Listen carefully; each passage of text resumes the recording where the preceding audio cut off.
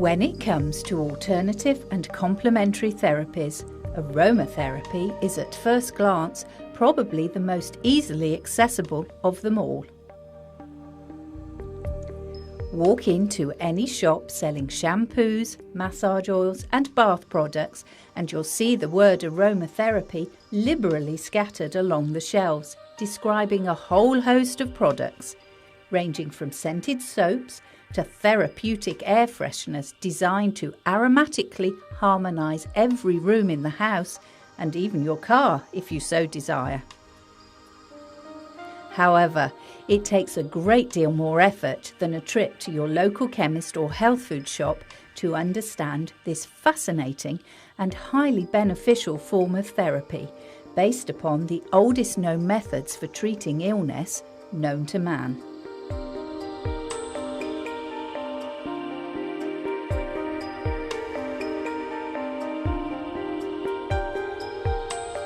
There was a time, and comparatively speaking, not so very long ago, when every household turned to its own ancient recipes for plant remedies if a member of the family fell ill.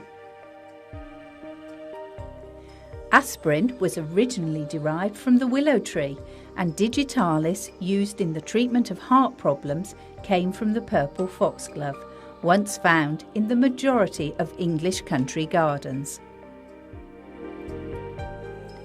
The opium poppy's precious morphine is to this day one of the most effective painkillers ever discovered, and anyone who suffers the discomfort of constipation will be well acquainted with the laxative qualities of dried senna pods from the cassia tree. Interestingly, it was no accident that during the late 19th century empire-building travels of the British abroad, gin and tonic developed as the most fashionable drink. The tonic water contained quinine, derived from South American tree bark, which was very effective in the treatment of malaria.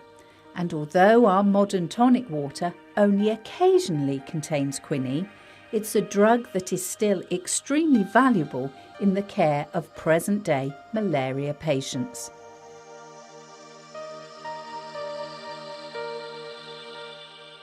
Now, although from ancient cavemen onwards, plants were readily consumed for their medical properties, aromatherapy is far more concerned with the external use of very specific plant extracts, better known as essential oils. As the name aromatherapy suggests, it's the smell or the aroma of these oils that is primarily of benefit to health. Until you stop and think about it, few people realise just how strongly they are affected by smells and scents. This is because the part of the brain that interprets smell also governs our emotions, and the two are most definitely linked.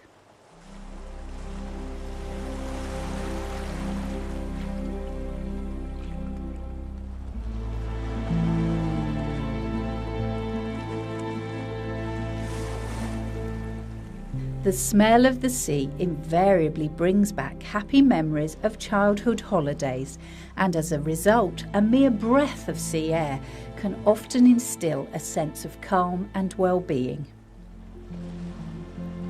In exactly the same way, a mother's perfume, the smell of a new car, baby powder, geraniums, freshly baked bread, brewing coffee, mown grass and Christmas pudding are just a few examples of the kinds of aromas that make us feel good in everyday life. It's therefore perfectly logical to take this principle a step further and deliberately induce the health-giving properties of such smells, which is fundamentally what the practice of aromatherapy is all about. However, you're obviously not going to find essential oils of new car or mown grass on any chemist's shelf. And when you're faced with such exotic options as ylang-ylang and bergamot, you might well wonder where on earth to begin.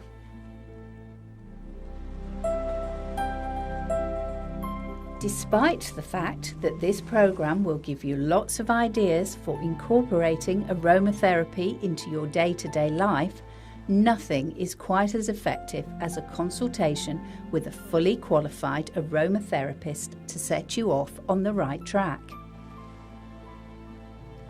Meet Anne Topnell, a very experienced aromatherapist who helps a variety of clients with a wide range of ailments. It's through the advice of a trained therapist like Anne that you will learn how aromatherapy works on a far deeper level than smell alone. Essential oil is one of the few substances that can penetrate the skin and enter the bloodstream, which does mean that to get the best from aromatherapy, a more specialist knowledge is required. However, you don't have to be ill to consult an aromatherapist. You might just want to boost your energy levels, and there are lots of techniques that she can use to help you.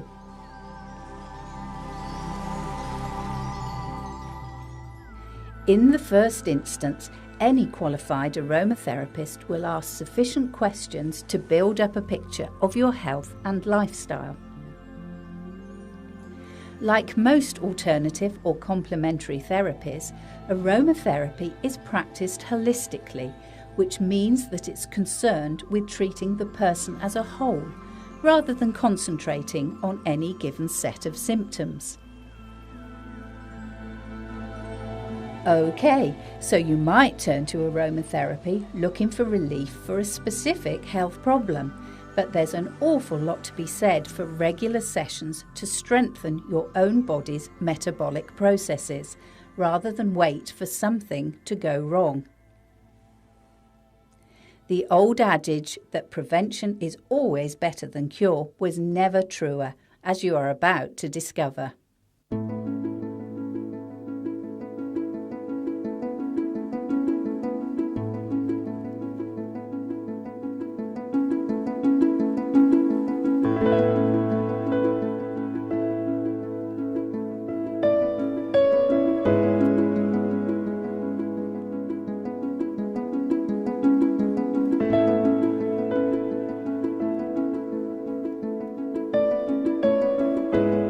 At this point in the proceedings, it's really helpful to concisely define aromatherapy as the use of essential oils from organic plants to heal and maintain health and vitality.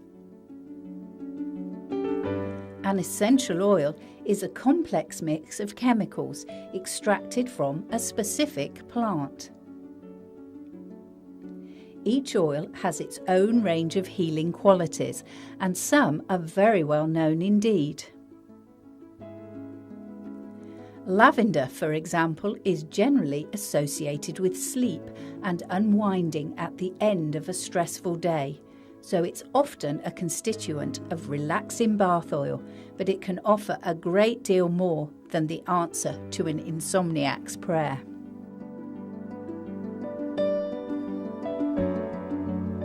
You'll perhaps be surprised at just how much even the smallest quantity of pure lavender essential oil can cost, but you need to remember that it takes in excess of 420 pounds of lavender flowers to make about 10 pints of essential oil. Some oils are even more expensive again because, for instance, the same quantity of rose flowers will only yield about 1.5 pints of essential rose oil. In fact, if you think of it in terms of 30 beautiful roses in full bloom, and we all know how much they can cost to produce every single drop of essential oil, you soon realise why the price is so high. Remember this when you start to buy essential oils, and as a general rule of thumb, if it's too cheap, then the quality is likely to reflect this. If you want the best results, get the finest essential oils possible, but you will have to pay for the privilege.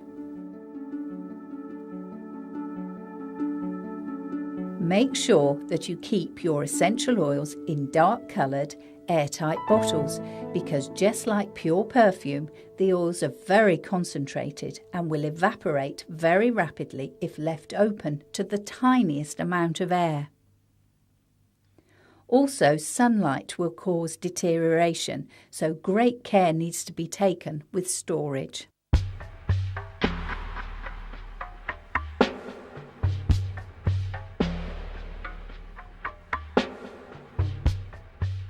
These oils must never be used undiluted unless professionally advised to do so. They are extremely strong and would cause stinging and, in some cases, quite severe allergic reaction if applied directly to the skin. They need to be mixed a few drops at a time with carrier oils such as grapeseed, soya or wheat germ before being massaged into the skin. Massage has actually proved to be the most effective way of using essential oils in aromatherapy. Typically, you would use up to 3 drops of essential oil to a teaspoon of carrier oil, and even less if you were dealing with very sensitive or facial skin.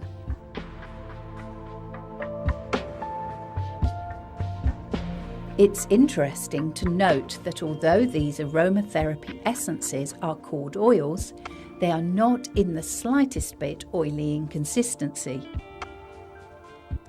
Because aromatherapy concentrates on the sense of smell and absorption through the skin, the massage process is doubly beneficial when essential oil is used, with the aroma released from the oils warming on the skin, enhancing the healing quality of the massage dramatically.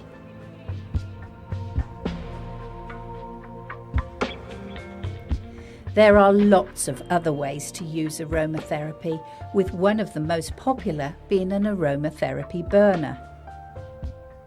Here, a few drops of essential oil are sprinkled into the burner with water, and as the water evaporates with the gentle heat from the nightlight, the room is filled with the chosen aroma. Many people use lavender in this way to fragrance a bedroom before sleep, to help with insomnia and also disturbed, fretful sleep. You could, of course, use an aromatherapy candle, but the heat from the burner will continue to scent the bedroom for some considerable time after the nightlight has been extinguished.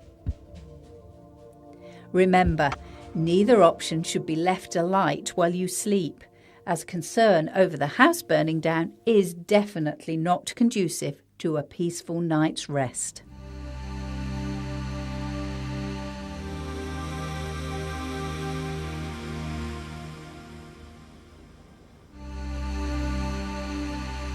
Bathing in aromatherapy oils is very easy to manage, and you do have the option of using a single essential oil or a blend.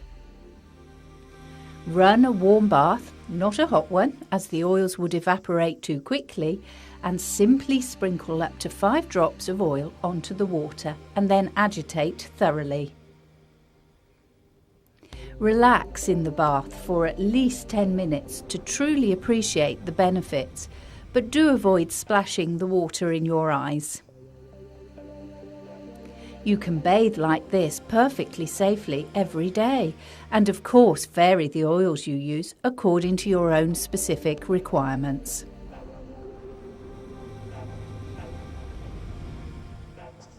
The practice of inhalation over a bowl of boiled water was for centuries the best known treatment for stuffed up noses, colds and flu, and there are still people to this day who know nothing about aromatherapy but absolutely swear by this low-tech cure-all. Camphor, a crystalline substance that was once used for mothballs, was commonly vaporized in this way, but is definitely not advised by aromatherapists, as the fumes can be quite toxic despite clearing the airways. However, the inhalation method is very useful indeed with less strident essential oils. Eucalyptus would be a much better option for such cold-like symptoms. Use about 10 drops of your chosen oil or blend to 2 pints of boiled water. Place a towel over your head, close your eyes and inhale the vapours for as long as comfortable.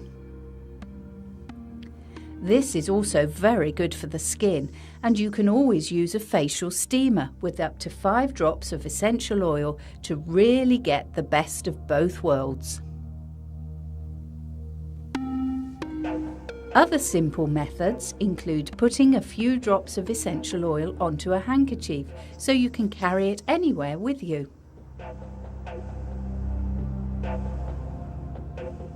Aromatherapy-based potpourri can be very useful, and leaving a saucer of water with a few drops of essential oil on top of a radiator to evaporate will create the perfect healing ambience.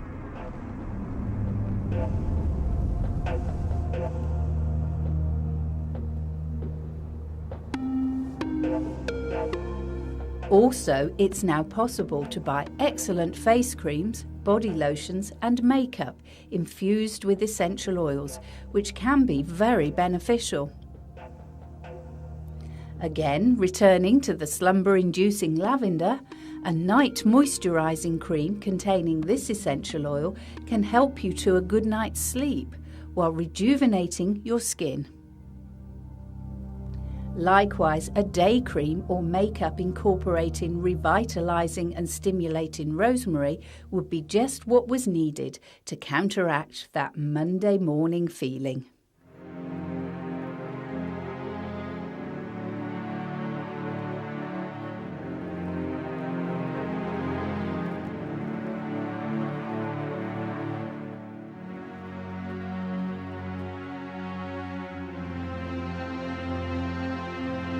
At this point, you may be wondering exactly how all the ancient remedies and old wives' tales developed into the very precise skills used by aromatherapists today, and a brief foray into 20th century French history will provide the answer.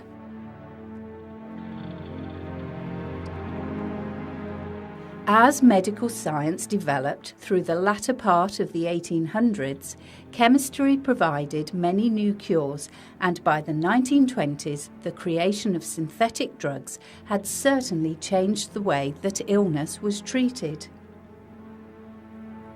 Gradually, more traditional plant remedies were phased out, but ironically, it was a French chemist, René Guettefoss, who rediscovered the precious healing qualities of plant extracts in 1937.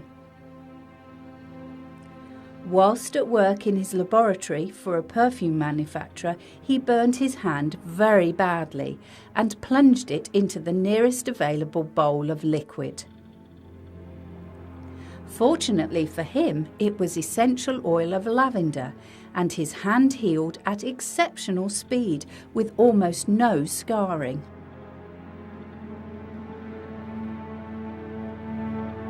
With a fine scientific mind, Guettefoss experimented with other essential oils and first used the name aromatherapy for his findings. The outbreak of the Second World War shortly after this provided further validation of the healing properties of essential oils, when a field surgeon, Dr. Valnet, another astute Frenchman, had no choice but to turn to the more traditional remedies of his ancestors. Medicine was in very short supply, and with many injured men to treat, Valnet had great success with his aromatherapy improvisations. After the war, further research backed his findings, and in France to this day, most doctors will offer aromatherapy as routine medical treatment. In Britain, the medical establishment has been less inclined to mainstream aromatherapy, and it has developed as a complementary medicine practiced by trained therapists rather than doctors. However, the number of people turning to aromatherapy is growing rapidly, and even the most sceptical of clients is convinced of the benefits once they've tried it for themselves. Well, that's quite enough history and medical debate to be going on with. It's time to return to Anne and experience the healing properties of aromatherapy in practice.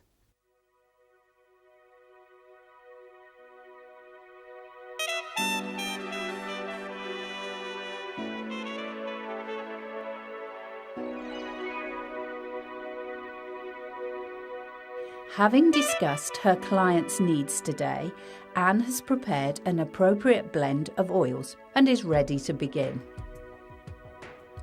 Now, Anne does have a proper massage couch, but don't worry, an ordinary bed at home on which your recipient can lie flat will do just as well.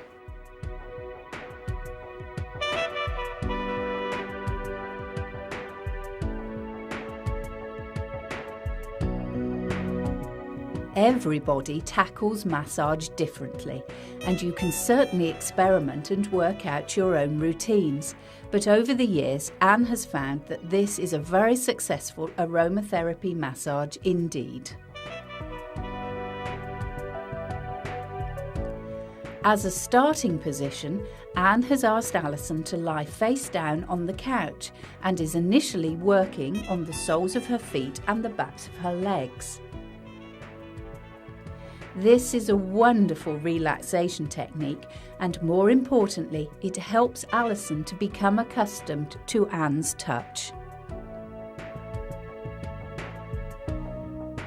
With the left thigh exposed, Anne applies oil to her hands and begins massaging Alison's leg.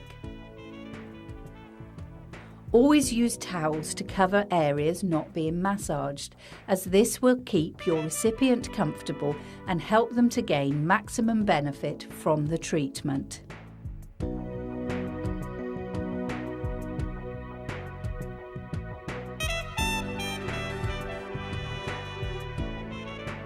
Pace yourself as you go. Remember, you've got 2 legs to work on, so don't get carried away at the outset. In this programme, we're focusing primarily on aromatherapy, and although Anne is clearly demonstrating all the techniques you will need to know, it would definitely be of benefit to pick up a really good book or programme about massage to help develop your skills.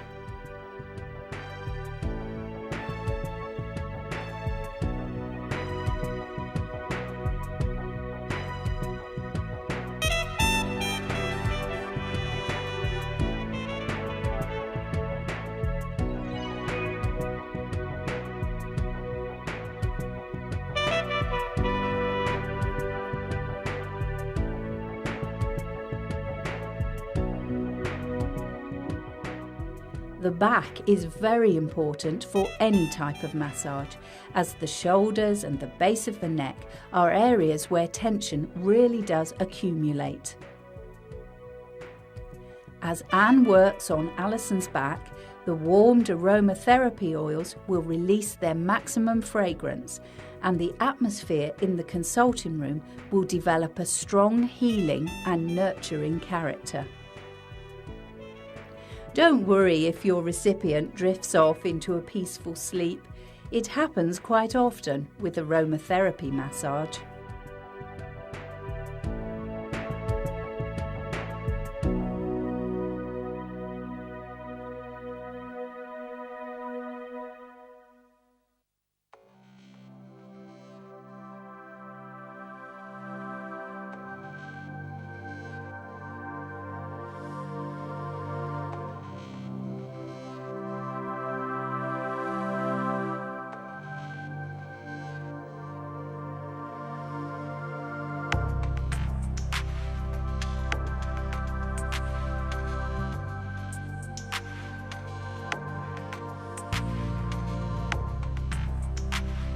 When it comes to moving onto the front of the body, always place plenty of support under the legs when your recipient turns over. You can really massage the feet and work upwards towards the thigh, again remembering the two-leg principle.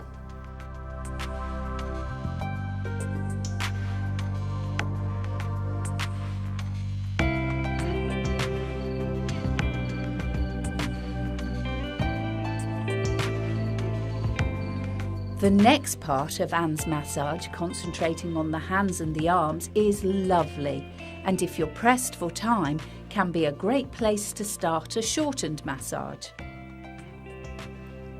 This is something you can do very easily for an elderly friend or relative feeling under the weather, while simply sitting with them. Using aromatherapy massage on the hands is delightful, and just a 10-minute session will be of immense benefit in a hectic, stressed out day.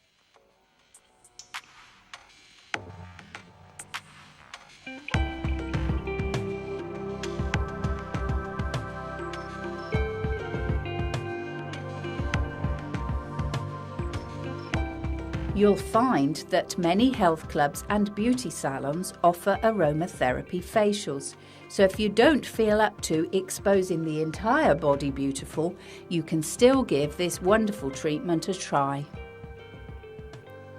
Of course, the aromas given off by the essential oils, so close to the nose, will be very much appreciated. And as your recipient breathes more deeply, the relaxation process is accelerated. Take a careful look at the way Anne is working, because if you find yourself suffering from a stress-induced headache, you can try these massage techniques on your own face. The results can be surprisingly effective, and if you manage to catch your headache as it's just beginning, you can save yourself a great deal of discomfort.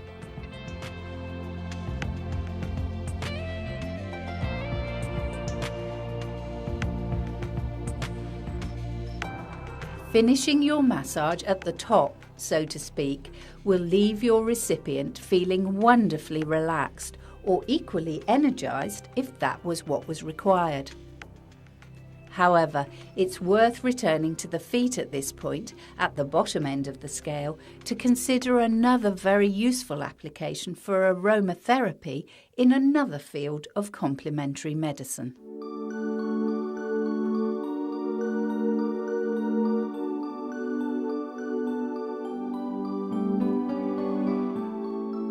Reflexologists who access the corresponding organs of the body through zones on the feet will often use aromatherapy oils to complement their treatments.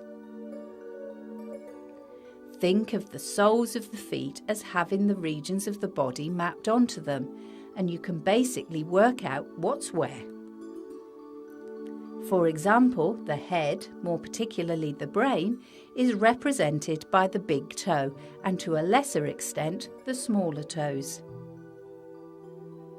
Specific areas below the balls of the feet correspond with the heart, liver and kidneys, and the zone for the sciatic nerve can be located at the base of the heel. The hands work in exactly the same way, although it's more difficult to pinpoint reflex areas. However, you don't have to concern yourself with this if you choose not to. a lovely massage that simply strokes and soothes the hands or feet of recipients of all ages with health-enhancing essential oils is hard to beat. What's more, even a brief 10-minute session will set you up for the busiest and most stressful of days. It's worth mentioning at this point that you may like to try other alternative therapies in conjunction with aromatherapy, and this is absolutely fine. Always tell your therapist what else you're trying, and the same applies for your GP, should you have cause to consult them. You may well find, as in Anne's case, that your aromatherapist is also qualified in reflexology, so you can often have the best of both worlds, as the two therapies complement each other very well indeed.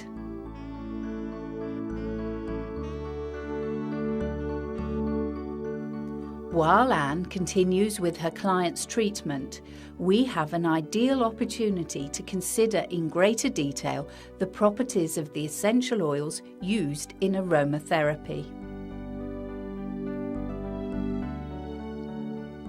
There are many essential oils available, and we can't possibly consider all of them in such a short space of time. So a range of the best known and easiest to use when getting started have been selected. Nevertheless, this range will cover treatment for most common ailments, and of course, you can mix and match as required. It's hard to believe that natural plant extracts can at times be harmful to us, and there are just a few essential oils that should only be used by a qualified aromatherapist. Basil, clove, hyssop, sage, thyme and cinnamon all fall into this category, despite them being fairly innocuous in plant form. Also, if you're pregnant, it's advisable to seek the advice of a qualified aromatherapist, as there are certain essential oils that can be dangerous at this special time. Again, the same applies if you suffer from allergic reactions or are particularly sensitive to various substances and conditions. An aromatherapist can guide you properly, and you'll be able to benefit from this wonderful therapy whilst minimising any risks. The essential oil we've mentioned most frequently throughout this programme is lavender, and it's the perfect oil to begin with. If this is the only essential oil that you get around to using, it's the perfect addition to your first aid kit.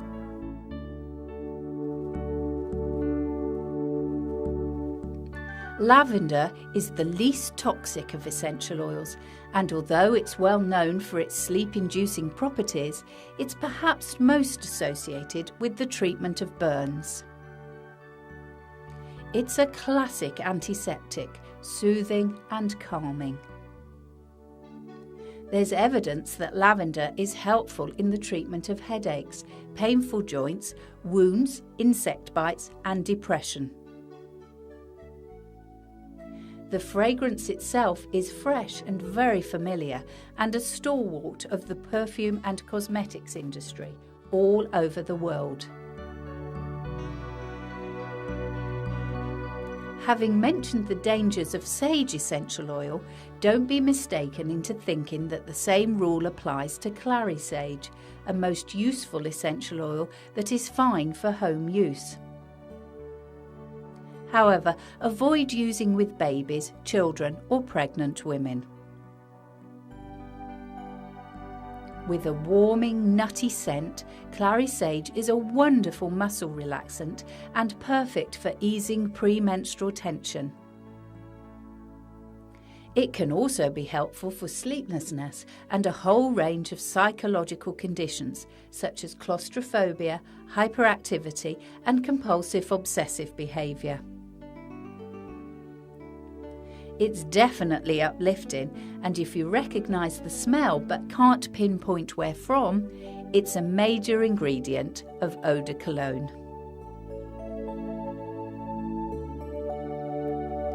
Mention bergamot and few people will instantly recognise where they know the name from, but pick up a packet of Earl Grey tea and you'll have the answer. Bergamot is the lovely citrus oil which gives this tea its distinctive flavour, and although lemony in smell, it's actually obtained from the rind of a small orange-like fruit from Italy. There are a few things you need to be cautious of with this oil, and it should not be used for babies and young children. Also, if used before going out in the sun, it will make the skin sensitive to the sunlight or even a sunbed, and can cause pigmentation to be altered quite unpleasantly. However, the benefits of this essential oil are many, including helping skin conditions such as acne and psoriasis and even boils. It's definitely one of the most uplifting aromatherapy oils, and for anyone suffering with the Monday morning blues, lack of confidence, shyness or anxiety, it can be very valuable indeed. Anyone who experienced chickenpox as a child, or an adult for that matter, will be very familiar with our next essential oil, chamomile. One of the only forms of relief for itching spots was the pale pink chalky chamomile lotion that smelt delightful. As an essential oil, it's just as good for treating skin conditions such as acne and eczema, and because there are no problems whatsoever with chamomile, it can be widely used. If you were to choose a word to sum up this essential oil, it would be soothing. And for everything from indigestion to temper tantrums, hay fever to premenstrual tension, the cooling and calming effect of chamomile is invaluable to any collection of aromatherapy oils. Look out for chamomile shampoos and conditioners, which are particularly good for fair hair, and beauty products, because for a touch of pampering and soul soothing, they're marvellous. Also, if you drink chamomile tea, save the used tea bags if you're suffering with facial puffiness, such as you get with hay fever. Once cooled, but still warm, place on the affected areas of your face and relax. The aroma of the chamomile will be sufficient to be soothing and anti-inflammatory. Our next essential oil, frankincense, is familiar thanks in part to endless school Christmas nativity plays. This gift from one of the three wise men to the baby Jesus has caused children much puzzling over the years, and for adults too, it's a mysterious and exotic sounding treasure. Highly prized in biblical times and still part of religious rituals today for many cultures, frankincense has a wonderful warm, woody aroma that is very useful as an inhalation for respiratory congestion. If the condition you are treating is more psychological, for example, excessive grieving over a bereavement, panic attacks, or just general nervousness, frankincense is precious indeed. Also, if you practice meditation or yoga, try using an aromatherapy burner with a few drops of frankincense essential oil in the room, as this will really help you to focus and channel energy positively.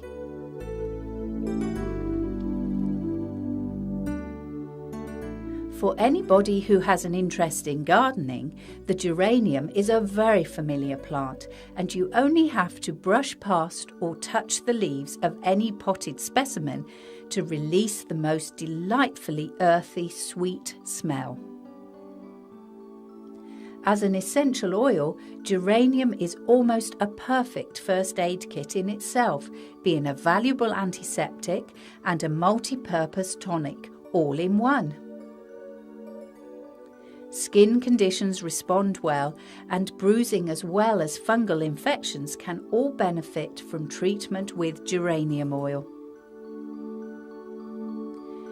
Think of geranium and think of balance, particularly for women who are menopausal or people recovering from illness, as it's a very valuable restorative.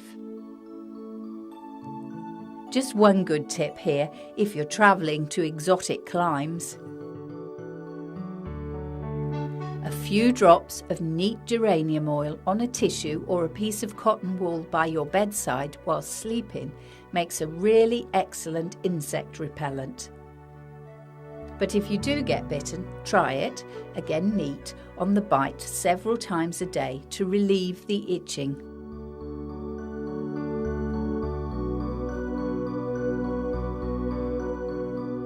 It's highly unlikely that Australian koala bears ever suffer from colds, coughs and sniffles because their staple diet is eucalyptus leaves, renowned for keeping the respiratory system healthy. Now, as humans, we are not designed for eating eucalyptus leaves, so an essential oil for inhalation is by far the more commonly preferred option. Colds, bronchitis, flu, catarrh and sinusitis all can be eased with eucalyptus, and of course it's a major constituent of the decongestant vapour rubs that are available from all good chemists. It's recommended that you should avoid eucalyptus oil if you're taking any homeopathic treatments, so it's best to check with your homeopath if you're in any doubt. There's nothing more romantic sounding than jasmine, perhaps in part due to the fact that down through the ages it's reputed to have had quite significant aphrodisiac qualities. Jasmine is often called the king of the flower oils, with its wonderful exotic fragrance, and of course it's used widely in perfume manufacture. The aroma is uplifting in any form, and there are indications that as an essential oil it can be very helpful in childbirth, even speeding up labour. But do consult a trained aromatherapist to help you blend an appropriate oil. In the same area, jasmine can be very helpful for women suffering from postnatal depression, as well as being a good all-round antidepressant.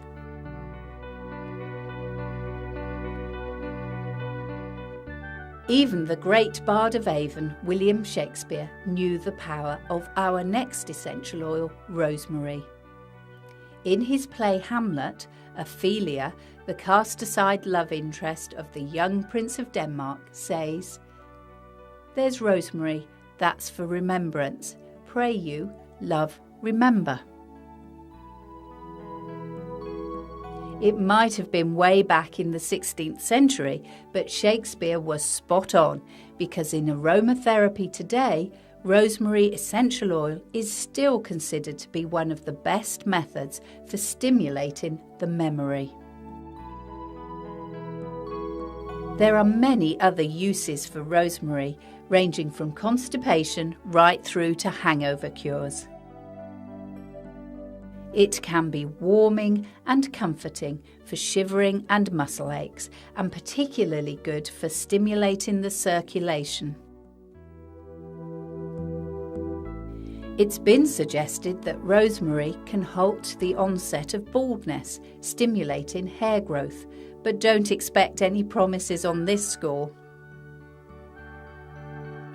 However, just as any shampoo containing chamomile is good for fair hair, any shampoo containing rosemary is excellent for dark hair.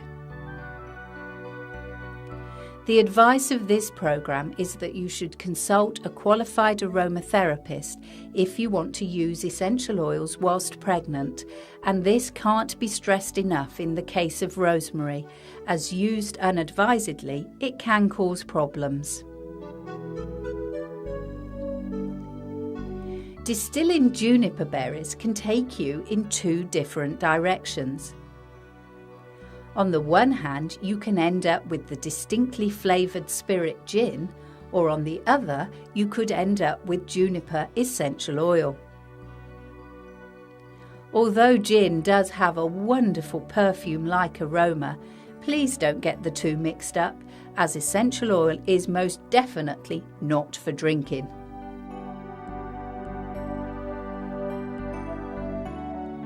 Juniper oil is generally associated with toxin elimination and has superb purifying and cleansing properties. For rheumatism or aching joints, juniper can bring great relief, and taking a warm bath with about 5 drops of juniper oil added can ease painful urination or cystitis. Unfortunately, just like rosemary, juniper essential oil should be avoided in pregnancy, just to be on the safe side.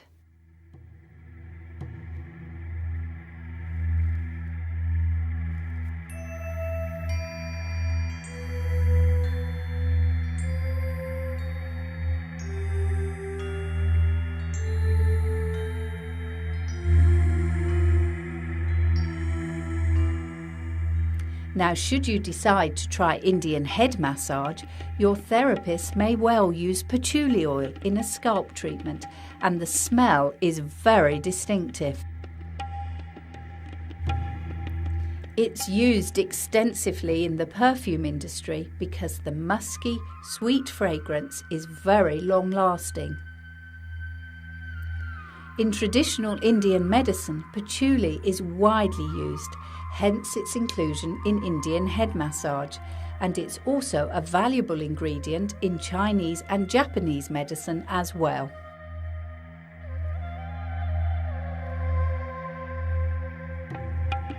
In aromatherapy, patchouli essential oil is useful in the treatment of dried, cracked skin and even burns and sores.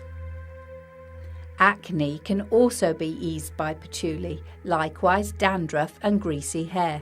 So all in all, it's the answer to a hormonally exploding teenager's prayer. There's nothing quite as refreshing as the smell of lemons, so pick out any household cleaner and the chances are that it will be fragranced with lemon. As an essential oil, lemon is very uplifting and marvellous if you're feeling sluggish and lacking in motivation. What's more, you can use the lemon juice itself in beauty treatments, and any recipe book of old-fashioned cure-alls certainly relied heavily upon this acidic, fragrant substance. Warts, corns and verrucas can be abated with lemon, and there are great claims for its power in the treatment of cellulite. However, if you're buying lemon essential oil, make sure it's fresh because it doesn't keep well. It should be clear. If it's gone cloudy, it's no good and should not be used under any circumstances. Now, as the children's nursery rhyme would verify, if you've got lemons, you must have oranges to go with them. And our next essential oil, neroli, or orange blossom as it's sometimes known, fits the bill perfectly. Yet unlike lemon essential oil derived from the lemon fruit, neroli is actually extracted from the fragrant flower of the Seville orange tree. As a perfume, neroli has undergone a change of reputation through the ages, as in times long past in its native Spain, prostitutes wore neroli so that their prospective clients knew who to approach. but today it's associated with much purer intentions, as orange blossom has become the classic bridal fragrance. From a physical point of view, neroli is very good for the skin, particularly if you suffer from broken veins. However, it's the use of this oil in treating psychological conditions for which it's best known in aromatherapy. Neroli is the stress reliever of any essential oil collection and is number one for helping people suffering from shock. The calming aroma is always soothing and can help sedate the emotionally overwrought. It's also invaluable when controlling anxiety, exam nerves, driving tests, house moves, etc., and all can be faced with greater confidence with just a few drops of neroli sprinkled onto a handkerchief. If jasmine is the king of perfume oils, then rose is undoubtedly the queen, particularly in the fragrance-based industries. Rose oil is very expensive, but only a little is ever needed to release a sweet and luxurious aroma. For a woman suffering with PMT or menopause, it's very soothing, and young people with eating disorders can be helped with aromatherapy massage using rose oil. Allergy sufferers respond well too, particularly with hay fever, and it's also emotionally calming and soothing in instances of grief, sadness and regret.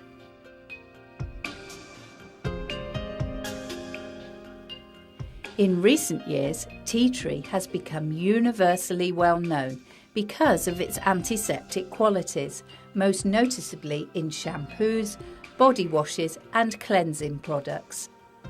The aroma is distinctly medical, and although fashionable today, it was a lifesaver for the early Australian settlers, which is where tea tree originates.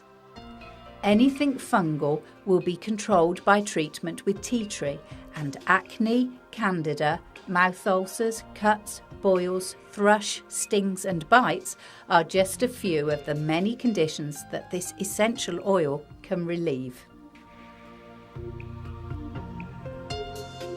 Another very in vogue fragrance is the oriental sounding ylang-ylang, which you can even find in fabric softener for clothes. The name actually means flower of flowers, and the wonderful scent is a perfect stimulant, whether as an aphrodisiac or for promoting confidence. It can be helpful for problem skins, particularly if your skin type is oily, although ylang-ylang is predominantly used for treating psychological difficulties rather than physical complaints.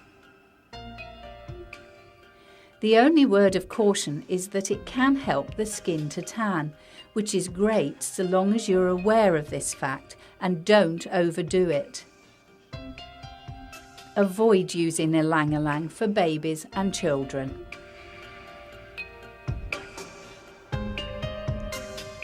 The last oil which has been included on this very basic list is marjoram, which certainly sounds very culinary. It's actually similar, if rather milder, than oregano, and as an essential oil it has warming and comforting properties. For muscle aches, period pains, insomnia, headaches and migraines, marjoram is very effective. As a muscle relaxant in a warm bath, athletes and sports players regularly use marjoram, and as a massage oil it's very soothing indeed. This is an essential oil that really does work well for older people, but always take care when using on younger adults, measuring drops out very carefully, because in some cases it can cause a reaction quite opposite to the desired effect. Marjoram is best avoided for babies, children and pregnant women.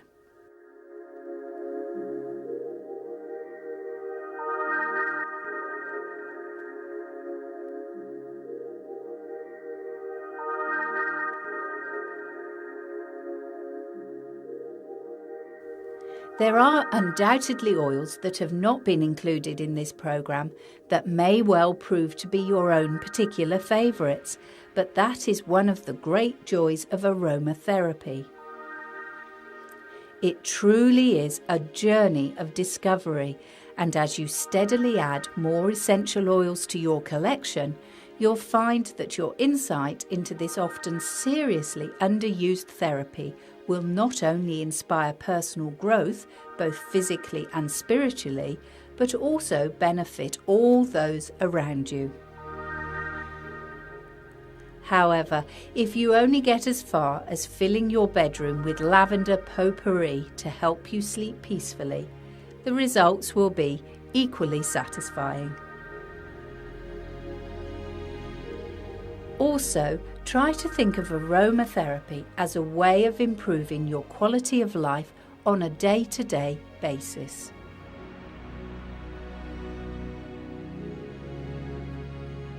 All of the methods for using aromatherapy that we've discussed throughout this programme will not only promote relaxation, but will also improve the atmosphere in your living space dramatically. Lighting a candle, putting out an attractive bowl of potpourri, or even simply filling a vase with sweet-smelling flowers can bring life to the most oppressive of rooms.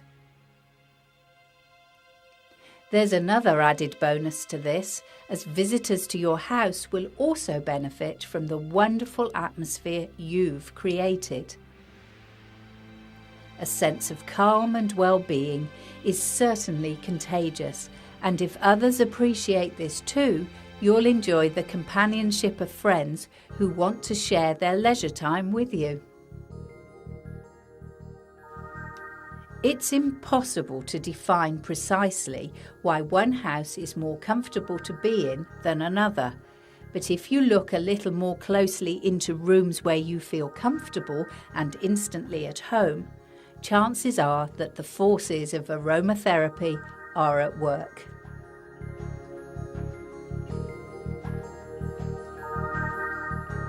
Even a little aromatherapy in your life will prove precious, and the words of a very experienced aromatherapist provide a very appropriate close for this programme.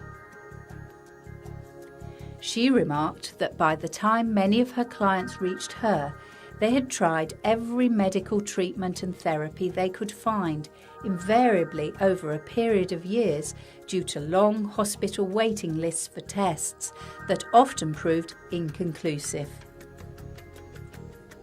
If only I could be the first resort rather than the last, she astutely observed.